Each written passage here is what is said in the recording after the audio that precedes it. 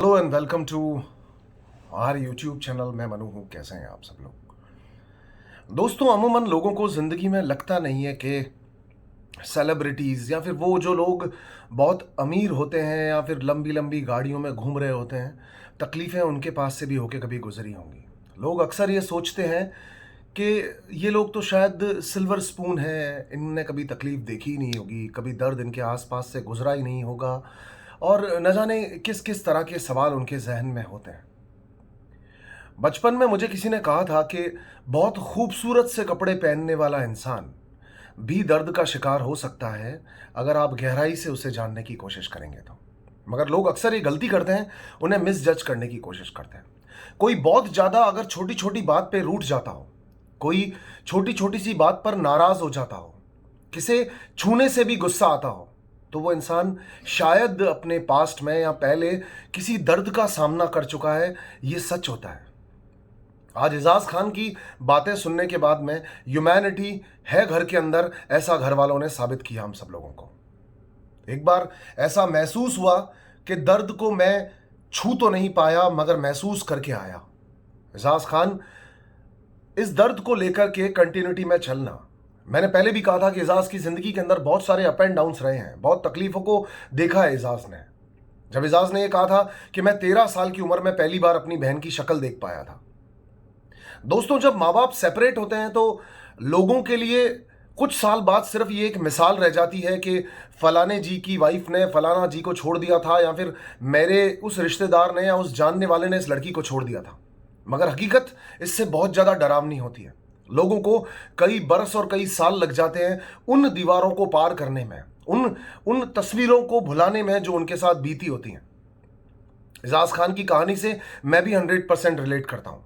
ये सिर्फ 7 दिन की इम्यूनिटी नहीं, लेकिन इसके साथ साथ उनकी ज़िंदगी में होने वाले दर्द को, तकलीफ को हमेशा मिटाने की कोशिश करेगी। दोस्तों, कई बार हर चीज़ का हल उसे संतुष्ट करना या उसके बारे में बात करना ही नहीं होता, मगर कई बार हल ये भी होता है कि अगर हम हल के बारे में डिस्कस कर लें तो, हल के ऊपर कुछ और रख दे तो। ये इम्यूनिटी स्टोन एजाज को अब हमेशा जब इस दर्द के बारे में याद दिलाएगा, पैरेलली वहीं पर हाथों हाथ याद दिलाएगा कि मुझे एक इम्यूनिटी स्टोन मिला था। बहुत बहुत दाद दूंगा मैं यहाँ पर रुबीना दिलैक की कि जिन्होंने अपनी दिलेरी दिखाई है। और मैं मानता हूँ रुबीना जी, आप पहाड़ों से आती हैं, आपने अपनी दिलेरी दिखाई है कि जिस तरह से आपने अपने रिलेशनशिप के बारे में बताया, आप क्यों अभिनव के साथ आई थी, ये पूरा हिंदुस्तान शायद जानना चाहता था और आपने इस चीज़ को क्लियर किया। शायद हिंदुस्तानी क्यों, पूरी दुनिया में जहां पर भी बिग बॉस के फैन है जानना चाहते थे, आपने उस चीज़ को क्लियर किया। अभिनव की आंखों में भी नमी थी कि वो ये कह रहा था कि मेरी फैमिली, मेरा परिवार क्या सोचेगा इस बारे में। मैंने अभी तक अपने पिताजी से डिस्कस नहीं किया है। रुबीना जी ने कहा मैं मेरे पेरेंट्स को कह चुकी थी। वो लोग अपने रिश्ते को एक और चांस देने के लिए आए थे। अगर वो कहीं घूमने गए थे, कहीं बात कर रहे थे एक दूसरे से, तो इन सब चीज़ों के पीछे एक ही कारण था दोस्तों, कि वो इस रिश्ते को सेकंड चांस देना चाहते थे। रुबीना जी ने कहा कि मैं अपने परिवार से डिस्कस कर चुकी थी। यानी इतनी बड़ी तकलीफ को देखते हुए भी कुछ समझदार और मैच्योर लोग यहां पर पहुंचे, इस मंच पर पहुंचे कि शायद रिश्ते को अलग अलग रह करके बिताएंगे तो 100% अलग हो जाएंगे। क्योंकि शोज के अंदर बहुत जज किया जाता है एक दूसरे को, मगर एक दूसरे का सपोर्ट बनेंगे, एक दूसरे की हिम्मत बनेंगे, एक दूसरे के साथ रहेंगे तो शायद शायद कुछ ऐसा कर पाए, शायद कुछ ऐसा हो जाए, शायद कुछ चमत्कार हो जाए कि हम दोनों एक हो जाए। क्योंकि प्यार दोनों के दिलों के अंदर था, मगर कहीं पर पैरेलली ईगो भी चल रहा था। खैर दोस्तों, कौन अपनी जिंदगी में कितना दूर तक जाएगा या किसका मकान किसको कहां तक ले जाएगा, वो हमें नहीं पता, मगर हम सिर्फ दुआ कर सकते हैं। मैं पूरी पूरी पूरी 100%, अगर 2 इम्यूनिटी स्टोन्स होते तो मैं इन दोनों को एक एक देता। मैं रुबीना से वापस लेता भी नहीं। रुबीना जी, आपकी कहानी में उतना ही दर्द, उतनी ही तकलीफ थी। ये ताज़ा घाव और हरा घाव है आपका। मैं इसे बिल्कुल भी पुराना या ज़ाया नहीं कहूँगा। आप भी उतना ही डिजर्व करती हैं इस इम्यूनिटी स्टोन को जितना करता है एजाज खान। खैर, चूंकि बहुत सालों से थेरेपी ले रहे हैं एजाज खान, घर वालों का भी मानना था, वो ज़्यादा देख रहे थे आप लोगों को, उन्होंने जो डिसीजन लिया वो सराहनीय था। कविता जी का ये कहना कि इसने क्यों मेरी बर्थडे पार्टी के अंदर छूने दिया था, लोगों से गले मिल लिया था, क्यों ये मुझसे तेल लगवाने में कंफर्टेबल था। कविता जी, पहले आप बहुत ज़्यादा भर गई थी, आपको तकलीफ भी थी। क्या आप इन्फ्लुएंस हो गई थी निकी की बातों से? क्या आप अपनी दोस्ती का जज्बा दिखाने के लिए यहां तक चली गई थी? खैर, आपने अपने अगर सवाल को सिर्फ रखना चाहा था लोगों के सामने, तो मैं आपको जज नहीं करूंगा, क्योंकि आपके साथ ये हुआ तो आपने ये कहा। कुछ लोग थोड़े नासमझ होते हैं, या फिर उनकी समझ उतनी नहीं होती वो वहां तक ले जा पाए, लेकिन रियलिटी यही है कि एजाज खान तकलीफ में है। आपने एक बार फिर सब कुछ अच्छा करने के बाद भी, कहते हैं ना, उसको धो दिया। आपने ये गलत कर दिया। मैं पिछले 3-4 दिन से हर रिव्यू में आपकी तारीफ करता हूं, मगर यहां पर मैं आपसे थोड़ा सा रिलेट नहीं करता। सॉरी, आप यहां पे गलत थी। राहुल ने जिस तरह फूट फूट कर रो करके ये कहा कि 4 साल की उम्र से मां का ना होना, या जिस भी इंसान के पास दुनिया में दोस्तों मां बाप नहीं है ना, या मां नहीं है या बाप नहीं है, वो लोग इस तकलीफ को जानते हैं। मैं भी मेरी बिना मां के हूं दोस्तों।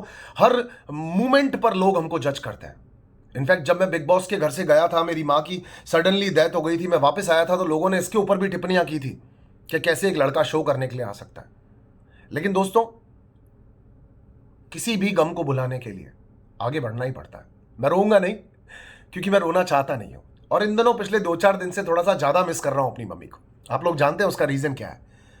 कहीं जा रहा हूं तो शायद उसको ज्यादा मिस कर रहा हूं कि उसको बताता, क्योंकि दुनिया में सबसे ज्यादा उसको खुशी मिलती।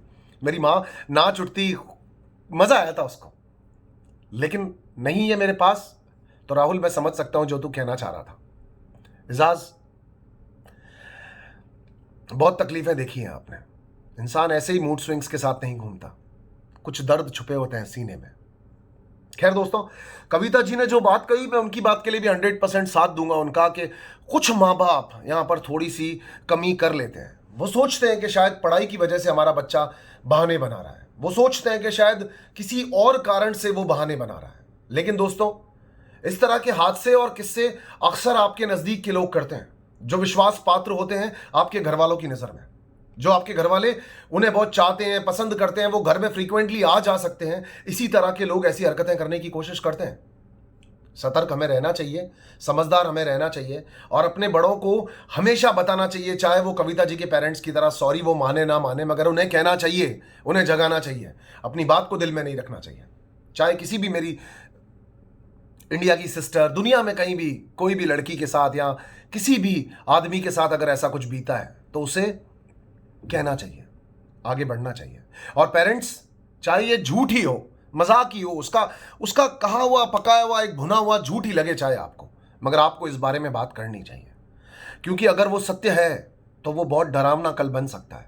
मैं निक्की तंबोली की बात की भी इज्जत करता हूं, चाहे मुझे निक्की तंबोली की बात अली कह रहा था वो बनाकर बोल रही है, मगर एक लड़की नेशनल टेलीविजन पर सब कुछ छोड़ के अगर कह रही है, अली कह रहा था वो जीतने के लिए कुछ भी कह सकती है, मगर मैं यहां पर जज करने वाला कोई नहीं होता। अगर निकी के साथ भी ऐसा हुआ है तो सतर्क निकी जैसी लड़कियों को भी रहना चाहिए, जो मेट्रोज में अपने परिवार के विश्वास को बरकरार रखते हुए रह रही हैं। ये बात उनके लिए भी है, ये बात हर उस लड़की के लिए है जो इनिशिएट लेकर के घर से बाहर आती है। अच्छे बुरे हर तरीके के लोग होते हैं, शक्लों से ना, उनके कामों से उन्हें जज करें, पहचाने लोगों को। अगर कोई बहुत साल से कहीं पर बैठा है, किसी एक दुकान को लेकर के, मकान को लेकर के या काम को लेकर के, तो वो फिर भी एक स्टेब्लिश आदमी है। किसी नए से मिलने से पहले थोड़ा सा सतर्क रहें, थोड़ा सा सोचें। खैर दोस्तों, हमने ये भी देखा कि इन सब के अलावा सबका मिला करके एक पैकेज ऑफ पेन था। जैस्मिन वसीम की भी बात सच थी। डिप्रेशन में इंसान आ जाता है, घबरा जाता है। कई बार मैं भी किसी डायरेक्टर के ये कहने पे कि यहां पर एक छोटा सा मार्क है, ऐसा बोलने पे मैं भी सोचता हूं क्यों ना इसकी सर्जरी करा लूं, क्यों ना इसे हटवा लूं, क्या इस मार्क की वजह से मैं अपना वो काम नहीं पा रहा। लेकिन मेरी मां ने मुझसे एक वादा लिया था, जब मैं बचपन में छोटा था, बचपन में ही था छोटा, सॉरी, तब मेरी मां ने मुझसे एक वादा लिया था। उनका ऐसा मानना था कि अगर आंख के अगर यहां पर तेरे ये जो निशान है, अगर तू इन निशानों के साथ छेड़छाड़ करेगा तो शायद तेरे दिमाग को कुछ हो जाएगा। मैं अब तक निभाने की कोशिश कर रहा हूं कि मैं इन्हें नहीं हटाऊं, मैं इनके साथ चलूं। तो कई बार जिंदगी में जो लोग कामयाबी की तरफ जा रहे होते हैं, कामयाब बनना चाहते हैं, बड़े बनना चाहते हैं, उन्हें कई बार कई चीजों पर ठेस पहुंच जाती है। कई बार छोटी छोटी सी घर वालों की बातों पर भी ठेस पहुंच जाती है, और इंसान जज्बाती होकर के कुछ अच्छा बुरा करने की कोशिश करने लगता है। तो जैस्मिन को भी ऐसा स्विंग आया होगा, निकी ने भी कहा, और मैं भी इससे रिलेट करता हूं, ऐसा हो सकता है। अभिनव ने यह कहा कि मैं इन दोनों की बातों में तुलना नहीं कर सकता कि किसका दर्द ज्यादा है, तो मैं सचमुच यही कहूंगा कि इन सभी लोगों के दर्द की तुलना नहीं की जा सकती। लेकिन एजाज अभी भी स्टिल इफेक्टेड दिखते हैं हर वक्त अपने दर्द के साथ में। राहुल ने यह भी कहा कि मैं अपना कोई दर्द बता करके मेरे घर बैठे हुए माँ बाप को तकलीफ नहीं पहुंचाना चाहता। राहुल ने बिल्कुल ठीक कहा। मैं नहीं जानता कि कुछ लोग उससे रिलेट करेंगे नहीं करेंगे, वीकेंड पे सलमान सर भी करेंगे नहीं करेंगे, मगर मैं रिलेट करता हूं कि हाँ, आप ऐसा भी सोच सकते हैं। बहुत ज़्यादा भावनाओं से भरा हुआ एपिसोड था। अली सबके पास जाकर के समझा भी रहे थे, दिमाग भी लगा रहे थे, हर तरह की चीज़ कर रहे थे, मगर आज फिर भी घर वालों का परफॉर्मेंस किसी का भी खराब नहीं था। मैं किसी के लिए गलत नहीं कहूँगा।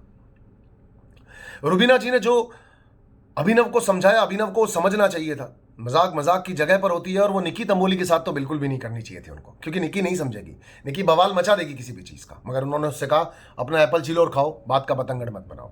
आपको सारे घर में निकी मिली मजाक करने के लिए, आप जैस्मिन के साथ कर लेते। आपका जेस्चर बहुत नॉर्मल था, आप मजाक ही कर रहे थे। रुबीना ने ये जो कहा कि जान लगोगे, वो आपको समझाने के लिए कहा।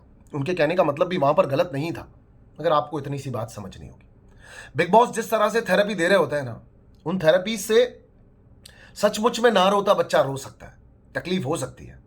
हॉस्टल्स वाली बात भी मैं कविता की करूंगा कि हाँ कविता जी, आप कह रहे थे हॉस्टल्स में अच्छा बुरा बिहेवियर होता होगा किसी किसी में, मैं इससे भी रिलेट करता हूं कि हाँ ऐसा होता है। सो दोस्तों, दर्द तकलीफ सबके सीने में है। जिनके मकान शीशे के होते हैं वो आपसे ज़्यादा डर से सोते हैं, क्योंकि उन्हें डर होता है कि कहीं मेरी आंख लग गई तो मेरे मकान को कोई तोड़ ना दे। तकलीफ सबको होती है, दर्द सबके सीने में होता है। लोग मुझे भी जज करते हैं, नीली पीली आंखें लगा के, लेंसेज लगा करके, अपने आप को डूड सा दिखा करके, अजीब सी शक्ल के लोग आ जाते हैं रिव्यू करने के लिए। कुछ लोग मुझे बंदर भी कहते हैं, हमारे जैसे पूर्वज थे। कुछ लोग मुझे खूबसूरत चालाक भी कहते हैं। कुछ लोग कहते हैं कि ऐसी आंखों के लोग शरीफ नहीं होते हैं। कुछ लोग कहते हैं बातूनी है, हर बात में अपनी लपेट के घुमा लेता है लोगों को। क्यों उन्हें हुनर नहीं दिखता इन सब चीज़ों में? क्यों नहीं लगता कि अगर आज किसी ने ऊंचा मकान बनाया है तो शायद उसके पीछे उसका परिश्रम भी होगा। सभी लोग तो गलत नहीं होते। खैर दोस्तों, आज के रिव्यू को यहीं ख़त्म करते हैं। मैं हाउस के अंदर जा रहा हूँ, आप मुझे सपोर्ट कीजिएगा, मुझसे प्यार कीजिएगा, मुझसे प्यार जरूर कीजिएगा, मुझे ज़रूरत है इसकी बहुत ज़्यादा। Take care. मैं आपका दोस्त, आपका होस्ट मनु पंजाबी। और आपकी मम्मी को बोलना कि मैं उनसे बहुत ज़्यादा प्यार करता हूँ, बहुत बहुत ज़्यादा प्यार करता हूँ, और हर माँ से प्यार करता हूँ, क्योंकि मुझे है नहीं, मुझे उसकी कीमत पता है। कभी कभी ऐसा होता है ना कि कोई चीज़ अचानक से, फ़ोन की बैटरी भी अगर डेड हो जाए तो हम बेचैन हो जाते हैं कि यार पता नहीं किसका फ़ोन आने वाला है, बॉस का आने वाला है, वाइफ का आने वाला है, भाई का आने वाला है, दोस्त का आने वाला है। दोस्तों, हमारा यह कनेक्शन परमानेंटली कटा हुआ है। Take care. मनु पंजाबी।